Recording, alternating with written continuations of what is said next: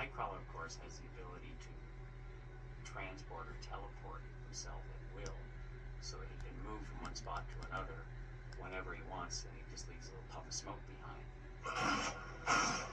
There's this word that he goes Bamf, like B-A-M-F, and that's the sort of noise he makes, and he just he just disappears, and then he bamfs for someone else. So I think how we do it in the film is that basically you just cut, and I've done some stuff where I'm like teleporting onto a wall, and all these people are pointing guns at me, and actually I'm up there for ages, and in the film I'll be there for like a second because I bamf off somewhere else before they shoot. We're going to create Nightcrawler's Bamfs fairly traditionally. In other words, we shoot the scene with him there, and we shoot the scene with him not being there, and then we take the two and we combine them with a little bit of digital manipulation, and then he reappears and disappears.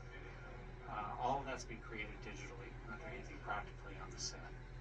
And the whole effect is a little bit like a thunderclap, because if he disappears from the scene, he would evacuate the space that he's in. The air would rush in to take up that space, and as it rushes in, the smoke he leaves behind would be disturbed and dispersed into the room. Initially, the art department generated a series of pictures. I think there were basically 5 to 6 frames in total, which was a hand-drawn animation. So this is the original Bamf artwork that was basically the starting point for what we tried to achieve in computer graphics.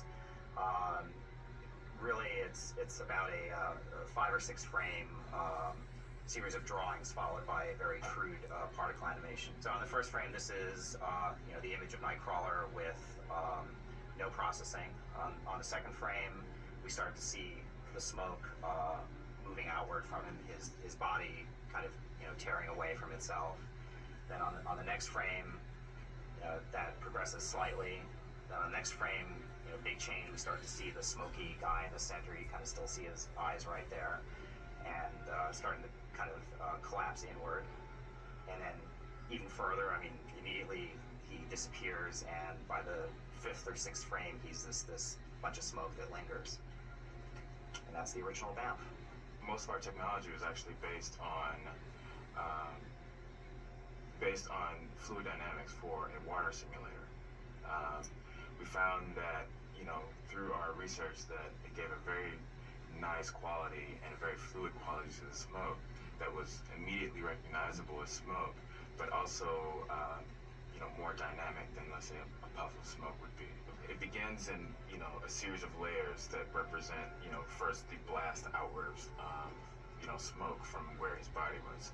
We then take a series of elements anywhere between, depending on the shot, 3 and 5 of these to create a multi-layered effect. Another layer is our interactive layer, which depending on what he's doing in the scene, these represent tendrils of smoke that are pulling off of his body. And so as he's punching or kicking, you would see strands of smoke pulling off of him.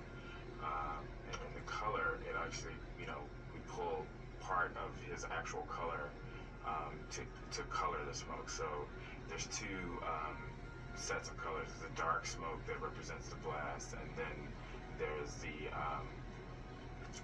the color smoke, which takes on his actual color.